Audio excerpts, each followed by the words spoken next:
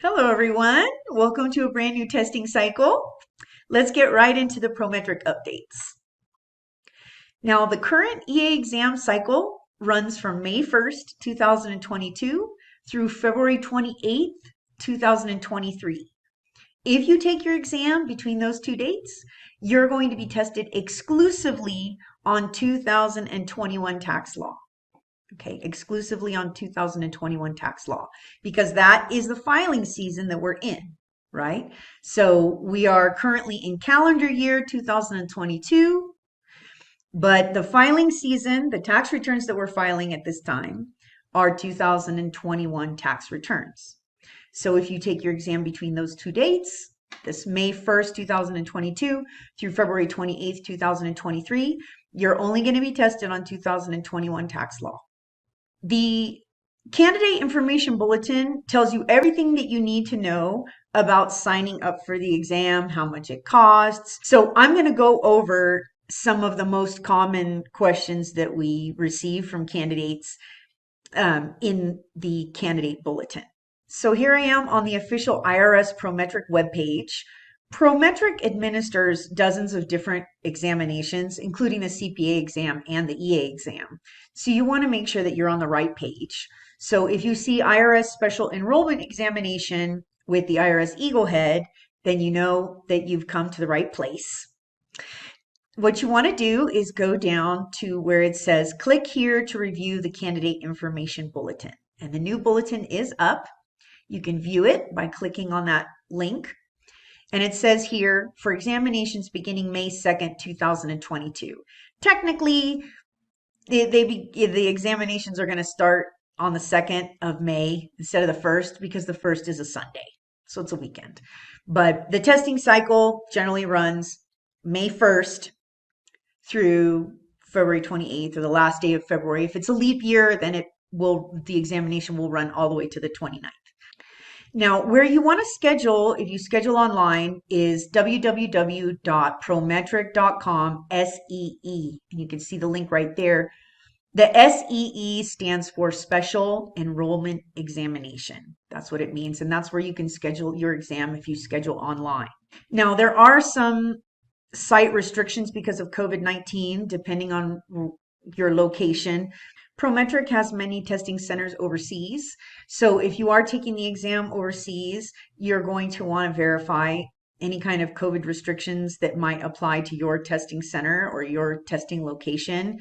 For the most part, you're required to bring a mask, and you can also bring something like soft earplugs, but they won't let you bring anything else pretty much. So you can't bring a cell phone, you can't wear a heavy coat. Testing centers most of the time won't even let you bring in a hat, anything like that.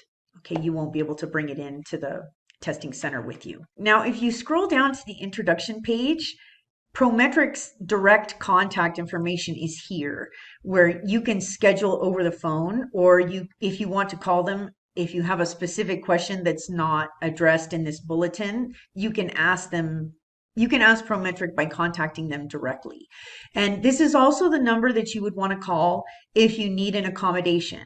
For example, if you have a disability, like a visual disability or some other disability, and you need to request something like a proctor, then you can do that, but you have to do it in advance.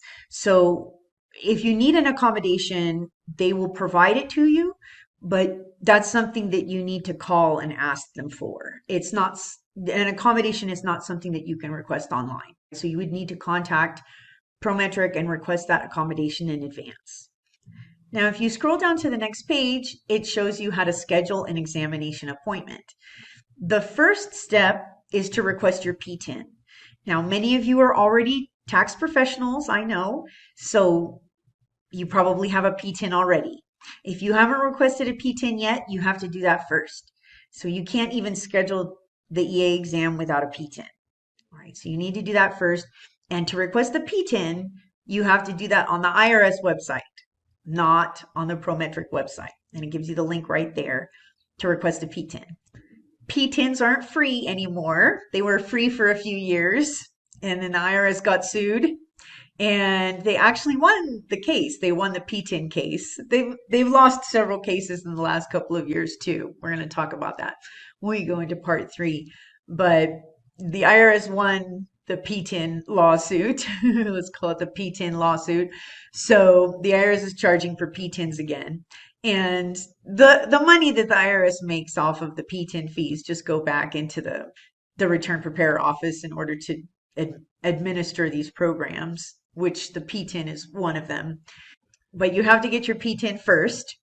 And then the P10 you have to renew every single year.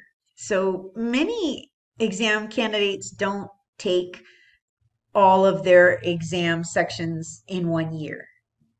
Okay, so many people will take one exam and then wait, 4 to 6 months and take the next, and wait a few more months and take the next. Some people take it all in one go. There's some miracle candidates out there that pass everything in one week, but most people don't do that. Usually people will, stagger their exams a little bit.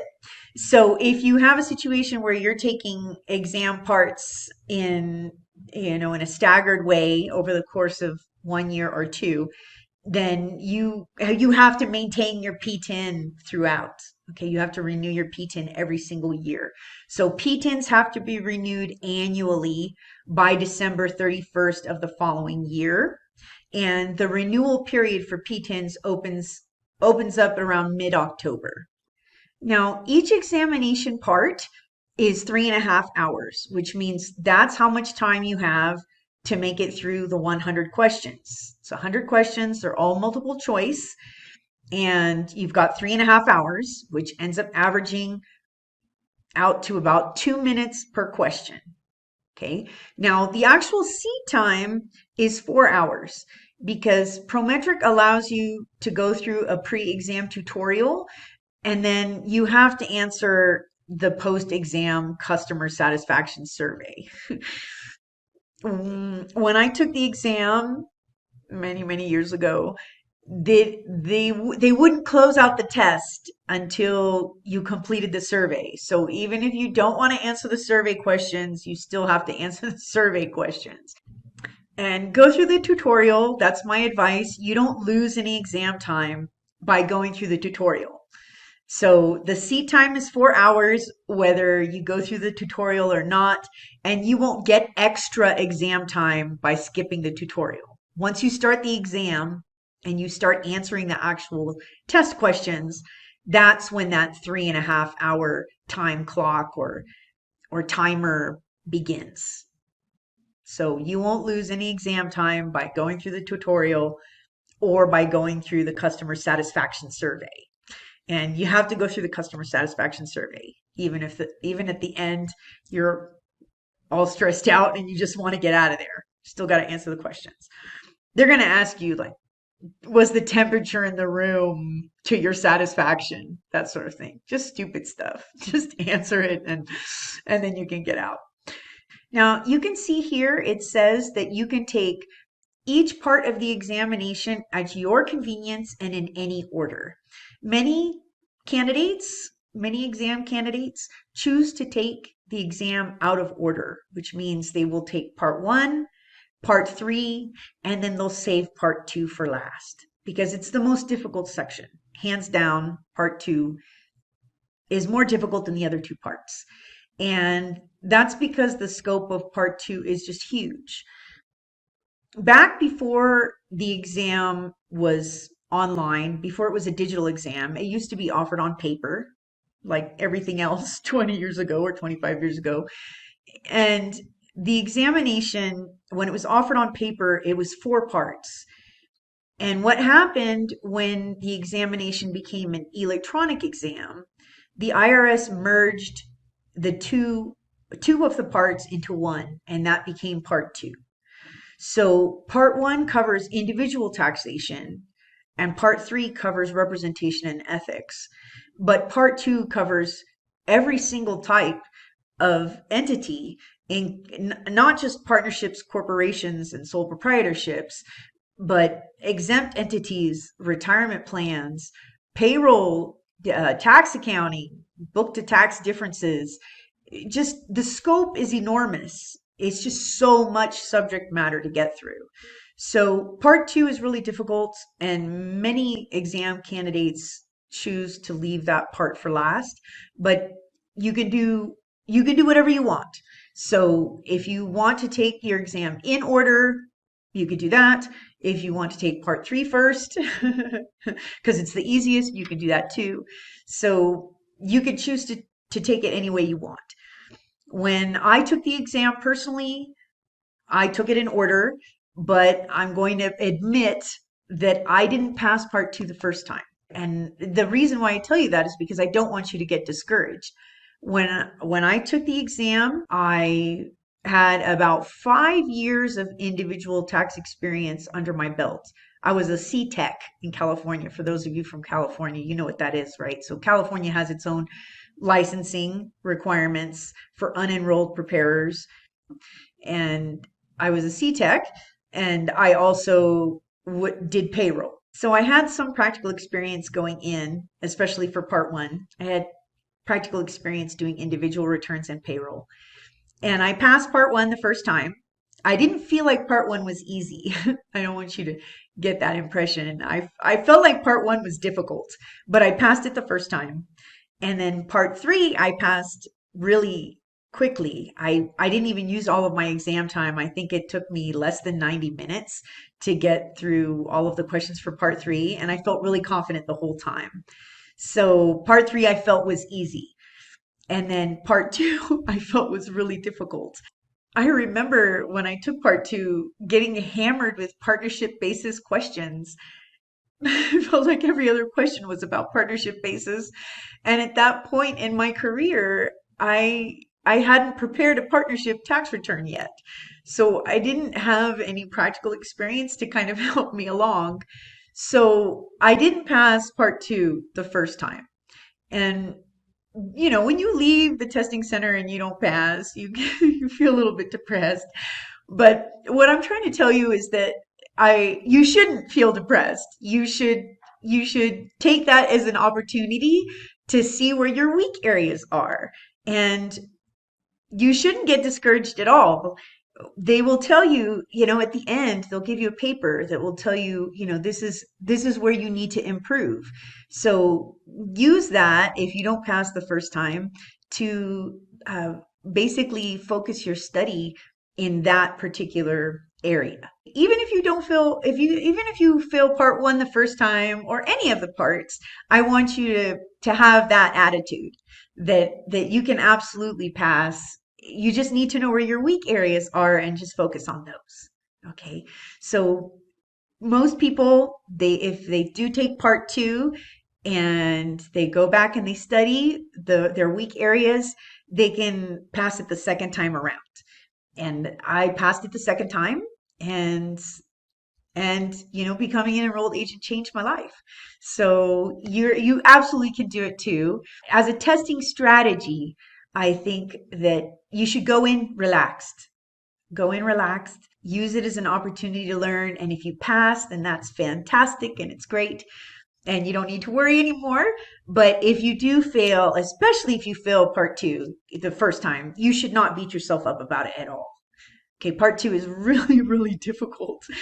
And that's like I said, the scope is huge, and even really experienced tax professionals, you can be in this business 20 years. I've been in this business 20 years, over 20 years this year. And you can't be an expert on everything.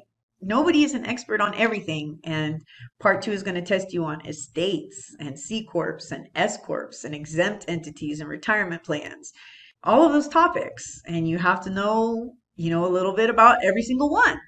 So I know it can be discouraging or it can be hard, but I don't want you to be discouraged. So we're going to go through this journey together. But anyway, so you can take the exam in any order and at your own convenience. There's no exams that are offered in March or April of each year because that's like the height of filing season, right? Nobody wants to take the EA exam in March or April because we're all getting hammered having to prepare tax returns for people, right? So there's no testing in March or April. And then testing starts up in May and runs all the way through the end of next February. Now, this is really important. The identification, you have to take a photo ID. Okay, it has to be a government issued photo ID. So driver's license, passport, state issued identification card, or military identification card. And it has to contain both a current photo and your signature. And if it doesn't, then you have to present two government issued identification cards, one with your photo and one with your signature. So a driver's license or a passport is going to do it. Okay, either one of those. But it has to be a government issued ID. It has to have your picture. And when you sign up for the exam, you have to register with whatever name is on that government issued ID. It has to match exactly or they will not let you in. Okay. Some people hate their first name. Some people hate their middle name. Some people go by a nickname, whatever. That's fine. But when you schedule your exam, it's got to match. It's got to match whatever you hand them, right? So if it says, Moses Jones on your driver's license, then you need to sign up for the exam using the name Moses Jones, even if you go by, Jack or whatever. It has to match, okay? Or they will not let you in. And if you are in the process of a name change, like for example, if you got married and you're in the process of a name change and you're hyphenating your name or you're changing your name, then it has to match whatever's on your ID. They don't want to hear your excuses, and they're not going to make a special accommodation for you. It has to match because people try to cheat all the time. People try to cheat all the time. And I'm going to show you some examples of some of the stuff that now they're not letting you come in with because people try to cheat. People try to bring in cameras and all this other stuff. So it has to match whatever is on your driver's license. And I'm assuming that the picture has to match your face too. Okay. Now, I guess the only special ID exceptions are for Amish and Mennonite examinees without a photo ID. So this, I guess, is a religious exemption, and maybe you have to call them ahead of time in order to request this. Probably nobody who's Amish is listening to me talk right now. If you are Amish and you're listening to me, hi, how are you? But I mean, the Amish, I guess they don't take pictures, or they don't like IDs with pictures. So there's a special accommodation for them if you're Amish or Mennonite. But if you're not Amish or Mennonite and you can't convince them that you are, then you're going to have to bring a picture ID with a signature. So driver's license or passport will do just fine. Okay? Now the testing fee is $185 for each part of the examination, and the fee is paid at the time that you schedule your exam. So accepted forms of payment include MasterCard, Visa, and American Express. So basically they want you to pay with a credit card at the time that you schedule, and they won't accept any other form of payment. So it says money orders, paper checks, electronic checks, and cash are not accepted. So you got to pay with a credit card at the time that you schedule your exam. Now, the refund policy for Prometric is really inflexible. They're not going to refund your testing fee basically for any reason. Well, okay. So it says in very limited situations such as death of the candidate or for accidentally signing up for the examination twice for the same date and time, refunds will be considered. They don't even tell you that they'll give you a refund if you die. So, so you're not going to get your money back, probably even if you're dead. So don't expect any kind of refund for any reason, basically. Now, if you need to reschedule because you have an appointment or an emergency or something like that, they will allow you to reschedule your exam, but they'll charge you a fee to reschedule as well. There is no fee if you reschedule at least 30 calendar days prior to your appointment date. So if you need to reschedule and you're still a month out from your exam date, they won't charge you a fee. That rescheduling will be free. But if you reschedule within 5 to 29 calendar days before your appointment, they're going to charge you a $35 fee. And then if you try to reschedule within 5 days of your scheduled exam time, they're just going to charge you the full $185 again. They're going to charge you the full examination fee if you try to reschedule within 5 days of your exam date. So their rescheduling policy is not flexible. I feel like this is inflexible, folks, but this is how it is. Prometric does offer Saturday appointments, and those days, the weekend appointments tend to fill up really quick. If you want a Saturday appointment, or if you would prefer a Saturday appointment, then that is a situation where you might have to schedule several weeks in advance or maybe even months in advance if there's a particular Saturday that you want. And I'm just advising you that if you do schedule an appointment like that, that you make sure that you can make it on that day. Because if you do try to reschedule later on down the line because of some family emergency or something like that, Prometric will let you do it. They will let you reschedule, but they're going to charge you a fee if you're anywhere close to your exam date. And if it's within 5 days, you'll lose the entire $185 exam fee if it's within 5 days of your already scheduled appointment and you attempt to reschedule. Now, if you miss your appointment or if you arrive late by 30 minutes or more, you will not be permitted to test.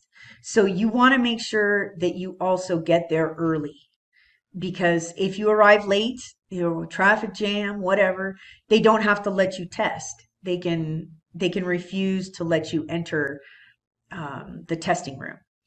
And then you'll have to pay another fee to schedule a new appointment.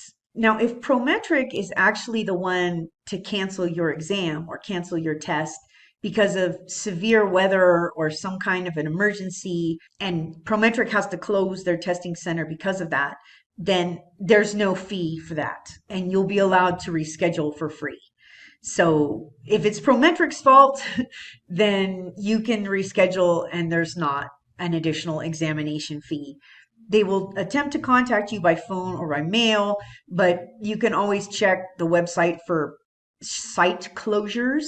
And if you do have a severe storm in your area or something is going on in your area just before you're about to take your exam, then I do recommend the day of or the day before that you go to the Prometric website and check the site closures, just to make sure that you're not going to end up driving, through a winter storm to show up at an empty testing center or a closed testing center.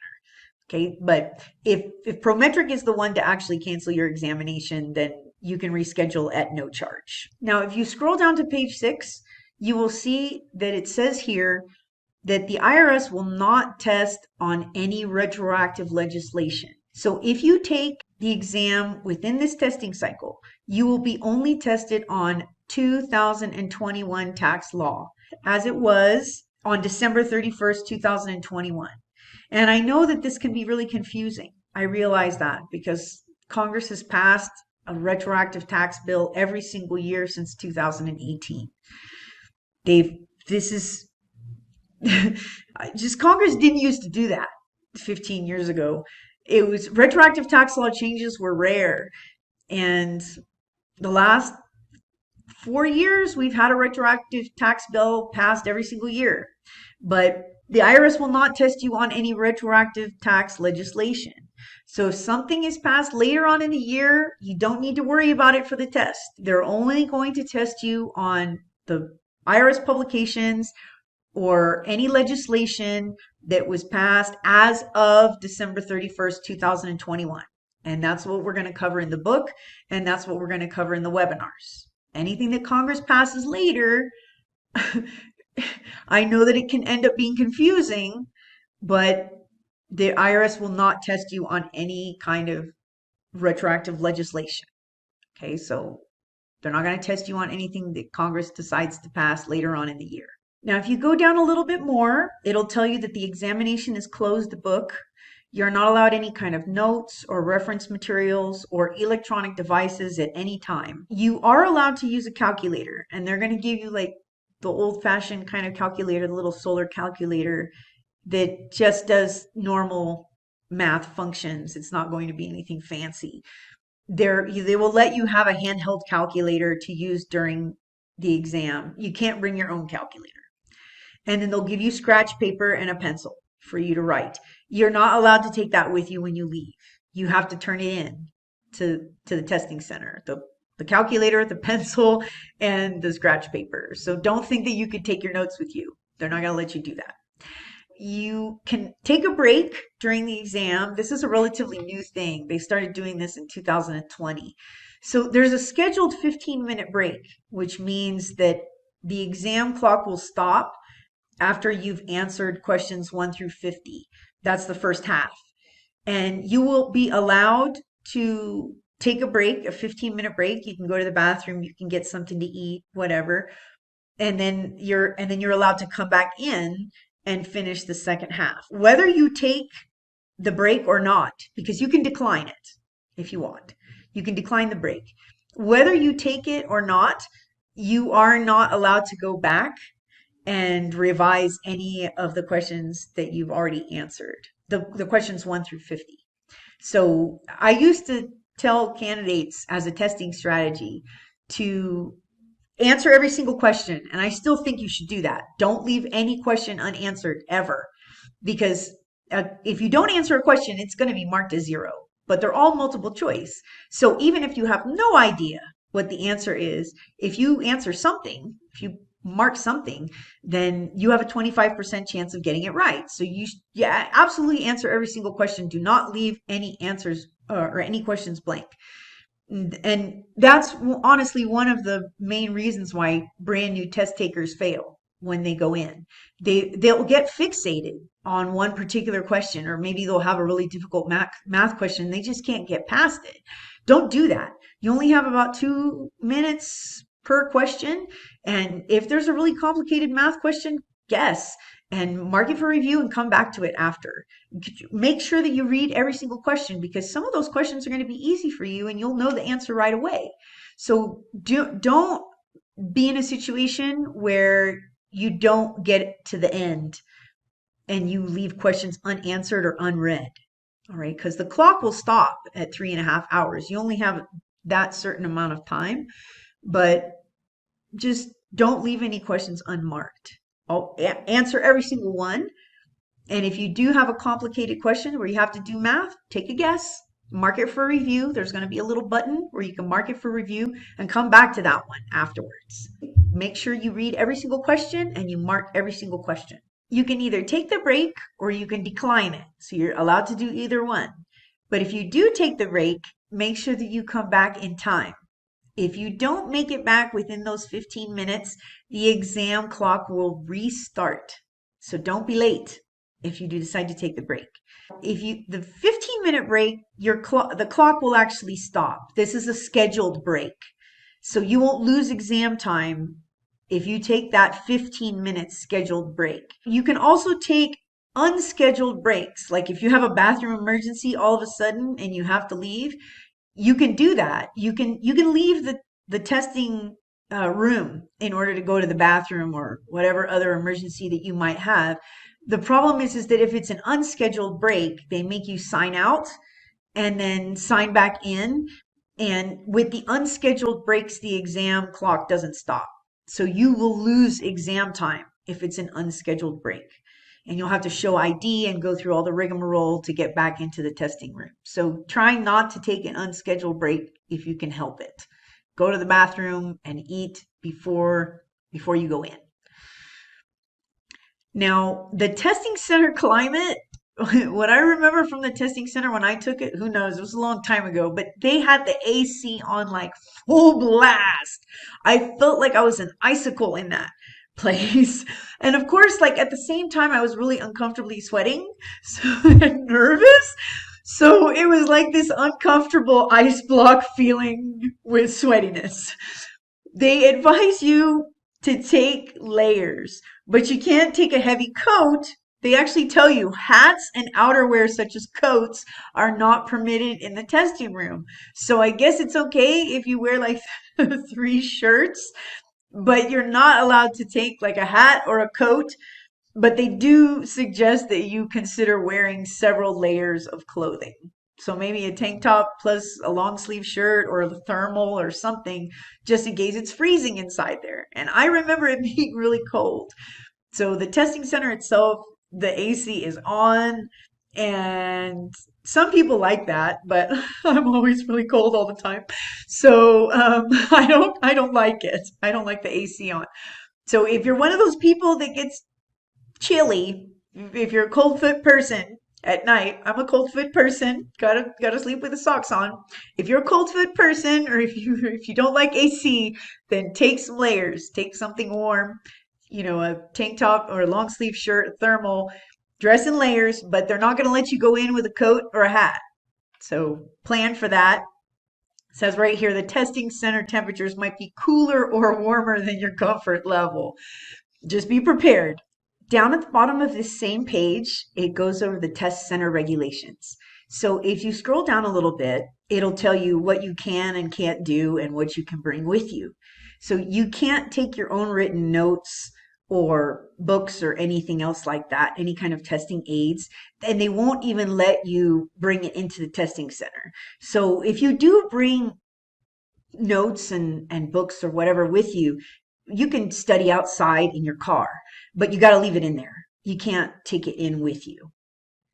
They will monitor you by video. Most of the testing centers do have video cameras. And then the proctors or the testing center employees will also do physical walkthroughs through the testing area where all the computers are. Now, once again, you have to bring a valid ID. It cannot be an expired ID. So if you have a driver's license, but it is expired, they won't accept that. Okay, so it has to be an unexpired ID with a picture and a signature. Now, you are required to sign out and sign back in every time you leave the testing room. Once again, you get that 15-minute scheduled break. You don't have to take it if you don't want to go through the rigmarole of signing in and out, but you can. And then if you do decide to do an unscheduled break, you can do that too. But if you do an unscheduled break, you have to sign in and out, and the testing clock will not stop. In that case, you will lose exam time. You are prohibited from communicating with anybody else in the test room. That should be obvious. Don't be trying to cheat with your neighbor. They'll kick you out. And you can bring your own soft earplugs, or you can use the center supplied sound dampening headphones in the test room. So Prometric will have like those big, like DJ style headphones. They're like big and they're sound dampening, so they'll fit over your ears. Some people find those really uncomfortable. So if you want, you can bring those little soft earplugs, the little orange ones or the wax ones that the swimmers use. And I do recommend that you bring those because you can use them or not use them if you want, and they'll let you take them into the test room. You can just show them, I have these little soft earplugs, and when you get in, they're yours, they're clean. You don't have to put somebody else's headphones on your ears, and you might find those big ones uncomfortable. So you can bring your own soft earplugs, and I suggest you put those in your pocket before you go. Now, it does say here that any clothing or jewelry items allowed to be worn in the test room must remain on your person at all times. But then if you go lower down, it says you're not allowed to wear large jewelry items. It says they must be stored in your locker due to concerns over concealed recording devices. So I don't know if somebody has already attempted to do this, but they won't let you bring in like a chunky, like a large necklace. They won't let you wear it because there's a concern over concealed recording devices that you might have like a little camera in there, I guess. And that's the same if you're wearing eyeglasses. They require you to remove the eyeglasses for visual inspection to make sure that they don't contain a recording device. So they'll check your glasses too. Just don't try anything, don't try anything funny. Don't try to cheat. Don't try to bring in a camera or anything else like that, like hidden in a jewelry or in your glasses. Just don't try to do that. They'll kick you out. You're not allowed to bring in a purse or a bag. It says that right here. But you can bring in medication, and you can also bring in something like an oxygen tank if you need it for health reasons, or even something like a service dog. So there's a big long list on the Prometric website of accommodations that you can request, but you have to call them and let them know in advance if you need any of those accommodations, or if you do need to bring in a medical device or a service dog into the testing room while you're taking the exam. You can do it, but you have to let them know in advance. Okay, but you're not allowed to bring in something like a purse or a bag or a hat or a fluffy coat or a big necklace or anything that might look like it holds a cheating device or like a camera. Not allowed to do that. Now, if you go down to the bottom of page 11, it talks about how your examination is going to be scored. Each exam has 100 questions, but not all of them are going to be scored. 15 of the questions on each exam are going to be experimental, which means those are questions that the IRS is just testing out. You're not going to know which questions those are, so that means you have to answer them all. You're not going to know which ones are experimental, but 15 of the questions on your exam are experimental. They're not going to count towards your final score, and 85 of the questions that you take will count towards your final score. Now, the reason why the exam scores are wonky is because of that, because only 85 of the questions actually count towards your passing or failing score. So what ends up happening is the IRS assigns a weight to each question, and passing score is 105. So that means that it's around, you have to get about 80%, a little over 80% of all the questions correct in order to pass. But you have to get 80% correct of the questions that they're actually counting. So 15 of the questions are not going to be scored. 85 questions will be scored. You won't know which ones are experimental, so make sure that you answer every single question. Now, if you do pass, they're not going to tell you what your score is. If you pass, you just get a passing score. You're not going to know if you just scraped by, and you're not going to know if you were like at the top of your class and got a perfect score. You won't know. They won't tell you. But if you fail, they will tell you what your failing score is. So the passing score is 105. So if you get something like 101, 102, 103, you know that you were really close to passing, that you missed it by maybe just one question, one or two questions.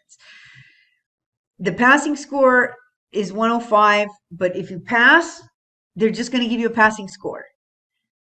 And if you fail, you will know that if you got close to 105, that means that you just missed it. You just missed passing.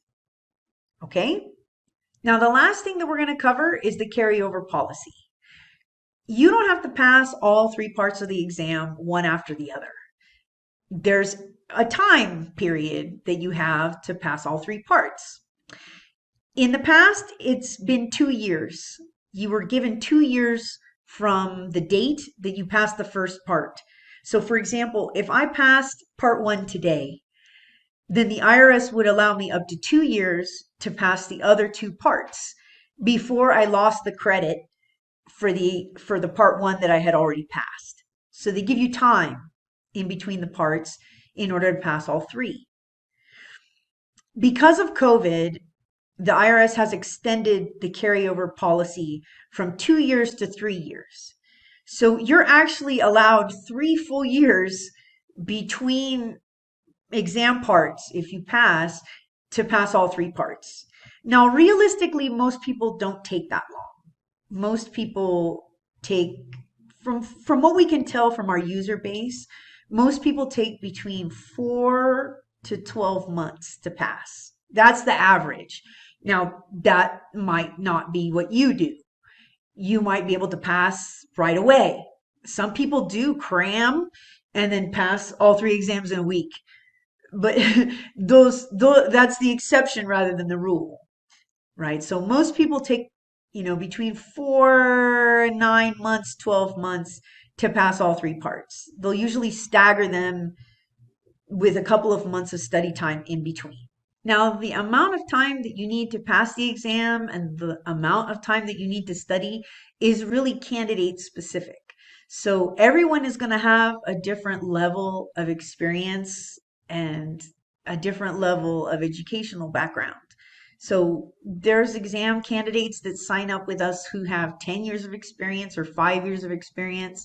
There's some that sign up where they have no experience, but maybe they have an accounting degree, or they've been doing bookkeeping for several years. They're like a pro advisor, and now their clients are asking, "Can you help me with my tax returns?" And they're thinking, "Yeah, I want to do this."